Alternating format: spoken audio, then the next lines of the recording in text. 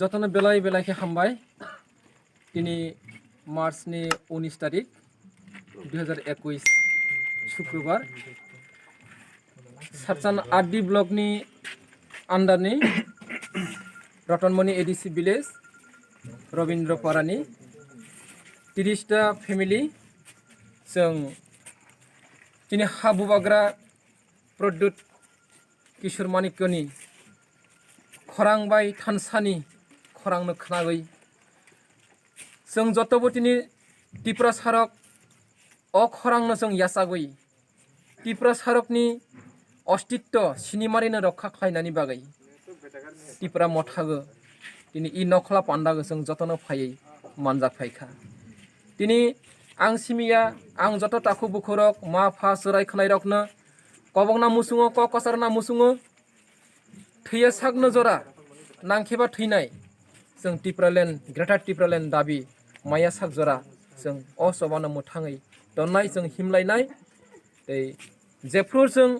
ग्रेटार त्रिपुरालेण्ड success अंनाय जों सफल अंनाय माननाय आफ्रोनो जिनि त्रिपुरा सा दफानि अस्तित्व रक्षा अंनाय नै जों बैथ' खालायो जिनि बिसास ताई कोनो राजनीतिक बदल रक त्रिपुरा मथानो कारै त्रिपुरा सा दफानो मोथांनानै रक्षा खालायना मत मुंसा फानो तै लामा करै बरकनि यागो फान करै आबोनि बागै पाइथाकनि सभा पाइथाकनि जिनि इ त्रिपुरा मथा आबोनो जिनि मोथांनाय आबोनो जिनि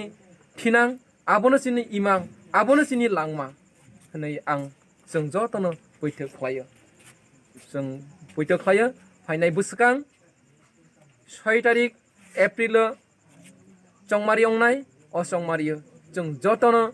100% दिनै त्रिपुरा मथानि जत बाटायनाय कैंडिडेट अफनो जों कप्लाय खाय खुमलुं काउन्सिल हाबलांनाय आरो रहरनाय दै दिनै 27 नम्बर पूर्व मुरिपुर बुराटलिनि आसुकथाय दिनै बाटायनाय देवजित त्रिपुरानो जों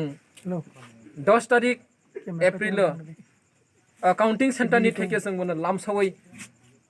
खुमनि माला कारगै जों लामसावै तबुगै नवो जों तलाङै दैनाय खामबाय मरिपुर बुराटलिनि एडिसि आसुकथायनि बाटायनाय देवजित त्रिपुरानो जों लामसावो 27 नम्बर पूर्व मरिपुर बुराटलि आसुकथायनि बाटायनाय देवजित त्रिपुरानो जों लामसावो देवजित त्रिपुरा आयु लक्थों देवजित त्रिपुरा आयु लक्थों त्रिपुरा सा मथा आयु लक्थों त्रिपुरा मथा आयु लक्थों हाबुबाग्रा प्रद्युत किशोर आयु लक्थों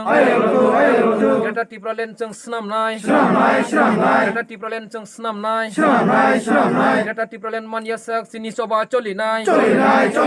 ग्रेटार त्रिपुरालेण्ड मानियासाक सिनि सभा चलिनाय